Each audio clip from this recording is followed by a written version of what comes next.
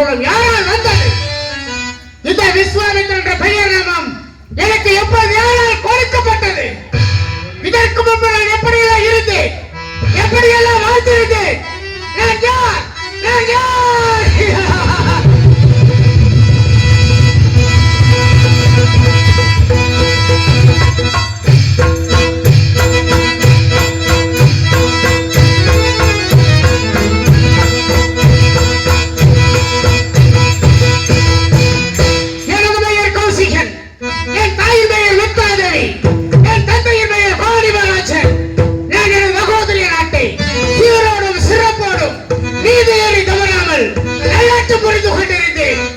அப்பொழுது நாட்டு மக்களின் நன்மைக்காக அரச பதவியை திறந்து 60,000 காலம் அருகத தவம் புரிந்து 60,000 காலம் என்றால் 27 வருடம் 9 மாதம் 10 நாள் அருகத தவம் புரிந்து ஆக்கள் காத்தல் அழித்தல் என்ற முத்தோடு வரமாக பெற்று வரத பெற்ற நான் காலம் மழை வனாந்தரம் தாண்டி புறப்பட்டேன் எனது நாட்டிற்கு.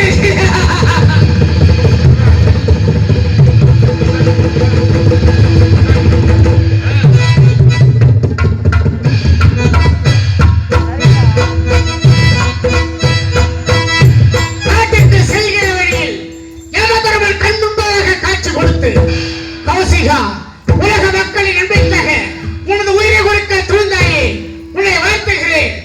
இன்று முதல் நீ உலக மக்களின் நண்பனாக விளங்குவாயாக என்று சொல்லி, உலகம் என்றால் விசுவம், நண்பன் என்றால் மித்திரன், இன்று முதல் உனக்கு விஸ்வாமித்திரன் என்ற பெயர் சூட்டுகிறேன் என்று சொல்லி யமதர்மனால் வைக்கப்பட்ட பெயர்தான் விஸ்வாமித்திரன். விஸ்வாமித்திரன்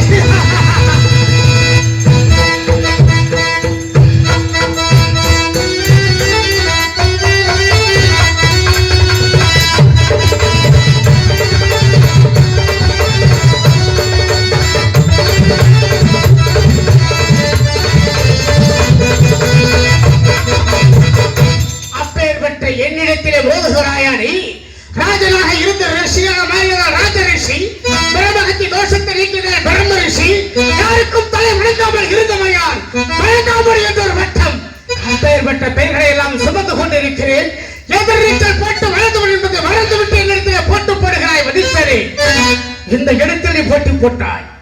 தெய்வலோகத்திலே தேவேந்திரன் சபை 12 ஆண்டுக்கு ஒரு முறை கூடுவது வழக்கம். அந்த தேவேந்திரன் சபையில் யாருக்கெல்லாம் தெய்வலோகம் வாசிக்க பரிசு கொடுப்பது வழக்கம். அதிலே நான் ஒரு பரிசு வாங்கியிருக்கிறேன் என்பது உனக்கு நன்றாக தெரியும். தெரிந்திருந்தும் என்னிடத்திலே மோதுகிறாயானே? சச்சமயம் தேவேந்திரன் சபை கூடியது 33 கோடி முனிவர்கள், 40 ரிஷிமார்கள், கிம்புருடன், சித்தி வித்யாதரர்கள், அட்டத்துக்கு பாலர்கள் என்று சொல்லக்கூடிய அத்தனை முனிவர்களும் தேவர்களும் வந்து அமர்ந்திருந்தார்கள். நாரதர் வந்து அமர்ந்திருந்தார். எனது பரம்பரை எதிராக கேட்ட பின்னர் வதிஷ்டர் வந்து அமர்ந்திருந்தார். நானும் சென்று அமர்ந்தேன். அமர்ந்த சிறிது நேரத்தில் நடனமாக நாட்டிய வாடினார்கள். கண்டுகளித்து மகிழ்ச்சி அடைந்தோம். அந்த மகிழ்ச்சியான தருணத்தில் தேவேந்திரன் தெரிவித்தார், முனிவர் பெருமக்களே, நம் சபையை கூடும் போதெல்லாம் தெய்வலோக வாசிக்குத்தான் பரிசு கொடுத்து வந்தோம். இந்த ஆண்டு பூலோக வாசிக்கு யாருக்கு பரிசு கொடுக்க வேண்டும் என்று தேவேந்திரன் தெரிவித்தார். இதை கேட்ட நாரதர் இருந்து, பூலோக வாசி இந்த பரிசு வாங்க வேண்டுமானால் அவன் தந்தாரமே தாரம், பிறரையெல்லாம் தாயாக தங்கையாக பாவிக்க கூடியவனாக இருக்க வேண்டும். ஆரியனுடைய கடமை வாங்கி அசையா மணி கட்டி அரசாட்சி புரிபவராக இருக்க வேண்டும். மெய்யென்று போய் உரைக்காதவனாக இருக்க வேண்டும். அப்பேற்பட்டவன் யார் ஒருவன் இருக்கிறானோ அவனுக்கு இந்த பரிசை கொடுக்க வேண்டும் என்று நாரதர் தெரிவித்தார்.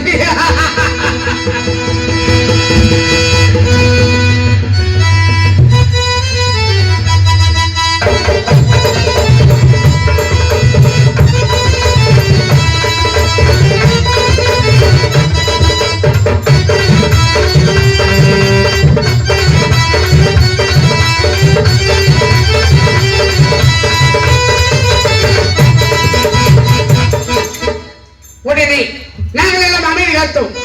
உலகத்தில் உத்தமனா, வாசகனா, நம்மை தவிர வேற யாருக்கும் தகுதி இல்லை. இந்த பரிசு நமக்குத்தான் என்று மனக்கோட்டை கட்டி அமைதி காத்தோம். தேவேந்திரன் சபையை பார்த்து கேட்டான், முனிவர் பெருமக்களே, நாரதர் சொல்வதைக் கண்டு நீங்கள் அமைதியாக இருக்கிறீர்களே, நீங்கள் அமைதியாக இருப்பதை பார்த்தால் பூலோகத்தில் ஒருவர் உத்தமன் கிடையாதா? இந்த பரிசு வாங்க ஒருவருக்கும் தகுதி இல்லையா என்று சபையை பார்த்து தேவேந்திரன் கேட்டவுடன் அந்த கிழட்டு பிடர் வதிச்சல் இருக்கிறாரே,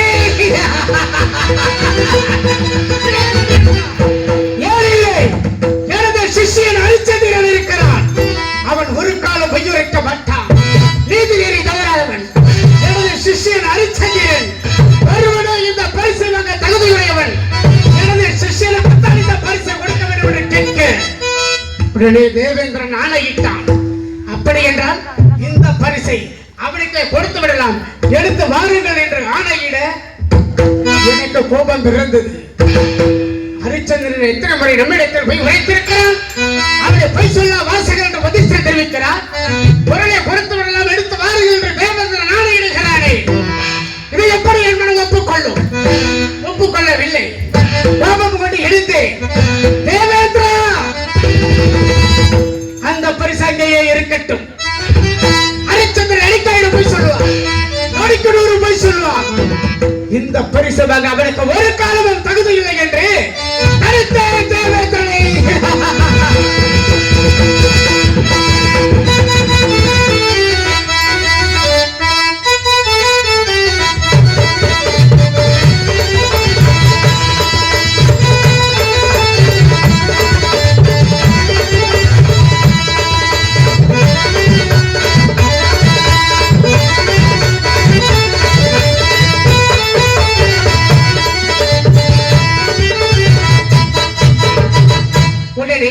எனக்கும் வதிஷ்டருக்கும் வார்த்தையால் வாக்குவாதம் ஏற்பட்டது.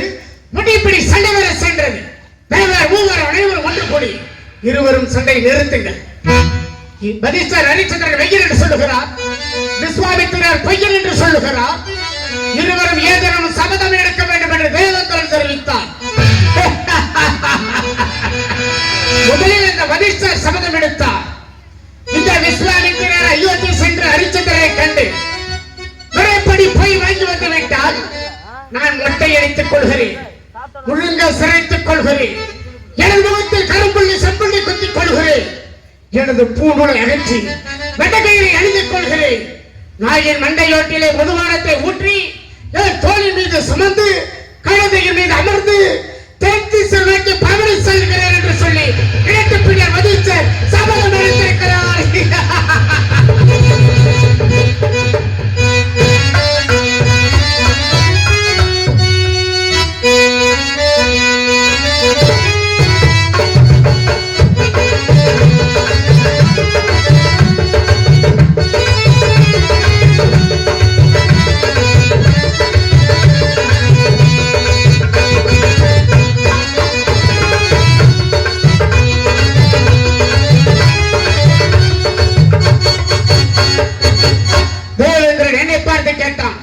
விஸ்வாமித்திரரே, வதிஷ்டர் சபதம் எடுத்து விட்டார், நீங்களும் ஏதேனும் சபதம் எடுக்க வேண்டும் என்றான். எனக்கு என்ன அவசியம் வந்துவிட்டது மொட்டை அடிப்பதற்கு? அந்த ஹரிச்சந்திரனை கண்டு என்னால் போய் வாங்கி வர முடியவில்லை என்றால் அன்று 60,000 காலம் அருகண்ட தவம் புரிந்தேனே, அந்த தவத்தின் பாதி பயனை அந்த ஹரிச்சந்திரன் அழுத்து விடுகிறேன் என்று சொல்லி சபதம் எடுத்தேன். அது மட்டுமா, என்னுடைய உதவிக்கு எந்தெந்த தேவர்களை அழைக்கின்றனோ அந்தந்த தேவர்களை உடனடியாக அனுப்பி வைக்க வேண்டும் என்று கேட்டுக்கொண்டேன். அத்தனை முனிவர்களும் தேவர்களும் ஒப்புக்கொண்டார்கள். யாரை எந்த நேரத்தில் அழைத்தாலும் உடனடியாக அனுப்பி வைக்கிறோம் என்று. அது மட்டுமல்ல, இந்த நாரதர் இருக்கிறாரே, திரிலோக சஞ்சாரி, இன்று இங்கு இருப்பார், நாளை எங்க இருப்பார் என்று யாருக்கும் தெரியாது. இந்த நாரதரும் வதிஷ்டரும் இணைந்து எனக்கு முன்பதாக அயோத்தி சென்று ஹரிச்சந்திரனை கண்டு, ஹரிச்சந்திரா ஹரிச்சந்திரா, விஸ்வாமித்திரன் உன்னிடத்தில் போய் வாங்குவதற்காக வந்து கொண்டிருக்கிறான், நீ மெய் மறந்தும் போய் உரைத்து விடாதே என்று சொல்லி எச்சரிக்கைப்படுத்தி விடுவார்கள். அதனால் இருவரையும் பாதாள சிறையில் அடைக்க வேண்டும் என்று கேட்டுக்கொண்டு நாரதரும் வதிஷ்டரும் பாதாள சிறையில் அடைக்கப்பட்டிருக்கிறார்கள். தேவேந்திரன் சபையில் ஹரிச்சந்திரனிடத்தில் போய் வாங்குகிறோம் என்று சொல்லி சபதம் எடுத்து வந்திருக்கிறோமே, அவனை எப்படி காண்பது, அவனிடத்தில் எப்படி போய் வாங்குவது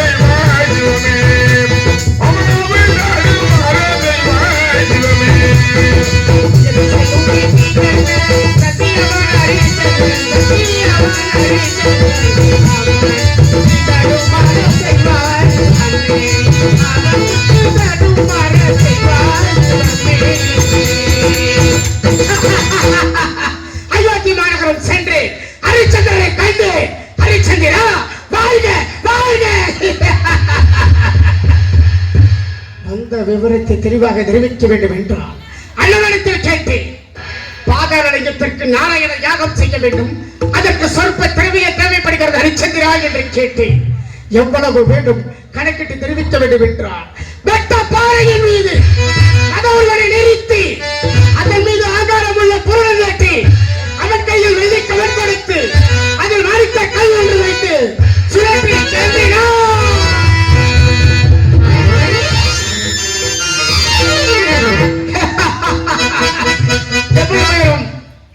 சென்று எழுப்புகிறதோ அவ்வளவு திரவியம் தேவைப்படுகிறது ஹரிச்சந்திரா என்று கேட்டேன். புரியும்படி தெரிவிக்க வேண்டும் என்றான்.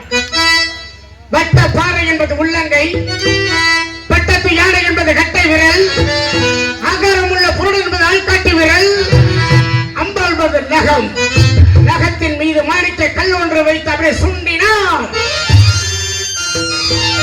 அது எவ்வளவு மேலே சென்று கீழே விழுந்து மீண்டும் எழுப்புகிறதோ அவ்வளவு திரவியம் தேவைப்படுகிறது ஹரிச்சந்திரா என்று கேட்டேன். பூலோகத்தின் முறைப்படி சுருதி பிரகாரம் சொல்ல போனால் எவ்வளவு என்று கணக்கு விட்டு தெரிவிக்க வேண்டும் என்றார். 48 கோடி திரவியம் தேவைப்படுகிறது ஹரிச்சந்திரா என்று கேட்டேன். அந்த 48 கோடி திரவியத்தையும் வாரி வாரி வழங்கினான் தங்கு தடையின்றி. அதை அவனிடத்திலேயே அடைக்கலமாக வைத்து அவனது ராஜாங்க முத்திரை, எனது ருத்ராட்ச முத்திரை, மந்திரியின் அரக்க முத்திரை வைத்து தகுந்த பந்தோபஸ்து செய்து அவனிடத்தில் இருந்து விடைபெற்றேன். மன்னன் அரசாட்சி புரிய வேண்டுமானால் நிதிகள் தேவை. அவன் அரண்மனையில் இருந்த நிதிகள் இடத்தையும் யாகம் என்ற பெயரால் நான் பெற்றேன். அரண்மனை கஜனா காலியானது. மன்னன் எப்படி அரசாட்சி புரிய முடியும்? நிதிகள் இருந்தாலே மன்னன் அரசாட்சி புரிய முடியும். மக்கள் கப்பம் கட்டினால் அரசாட்சி புரியலாம். மக்கள் எப்படி கப்பம் கட்டுவார்கள்? அவர்களிட்ட பயிர் பசுமையாக இருந்தது. மிருக ஜாதிகளை வட விலைகளை விட்டு அழித்து நாசம் செய்தேன்.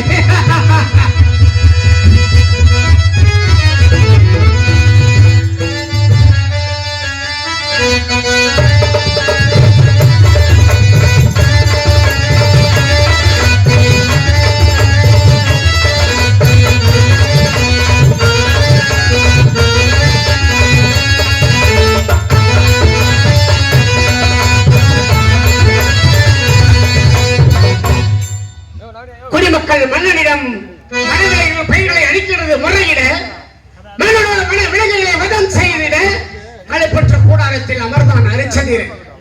கவலையை திருப்பது நாட்டிய கலை. ஆவது பெண்ணால் மனிதன் அறிவது பெண்ணால் காமவல்லி சரசவல்லி என்ற 2 பெண்களையும் நாசியின் வழியாக சிருஷ்டித்து தெய்வலோக தெய்வக்கண்ணி நாகலோகனாக கண்ணியாக படைத்து அனுப்பி வைத்த அண்ணனிடத்தில் போய் வாங்கி வரும்படி மாதர்கள் சென்றார்கள். ஹரிச்சந்திரனை கண்டார்கள், நடனம் ஆடினார்கள். பொருள் ஆடை அவர்கள் அனைத்தும் பரிசாக வாரி வாரி வழங்கினான் மன்னன்.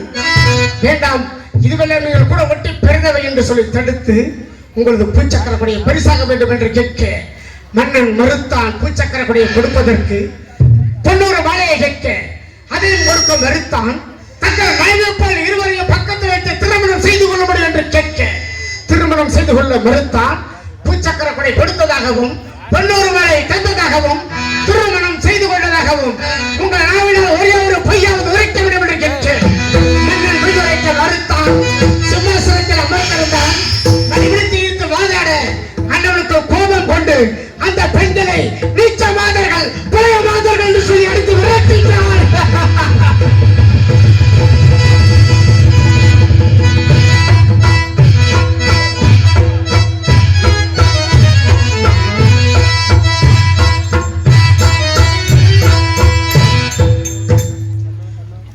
உடனே அந்த மாதர்கள் முறையிட வேச்சையும் கொண்டு வேதனை கண்டேன்.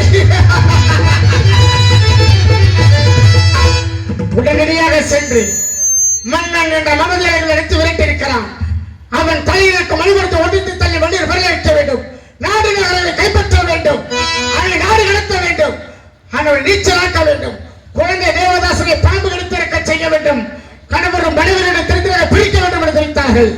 அனைத்தும் செய்து வருகிறேன் என்று சொல்லி அனைத்தையும் செய்து முடித்தேன். ஹரிச்சந்திரன் 48 கோடி தேவத்திற்கு கடன்காரனாக அந்நிய தேசம் அனுப்பி வைத்தேன். அந்த 48 கோடி தேவத்தையும் வாங்குவதற்கு நட்சத்திரகரை அனுப்பி வைத்தேன். சரையூர் அதிகரிக்கும். யார் அந்த நட்சத்திரக? சுக்கிர பகவான். சுக்கிர பகவானை அனுப்பி வைத்தேன்.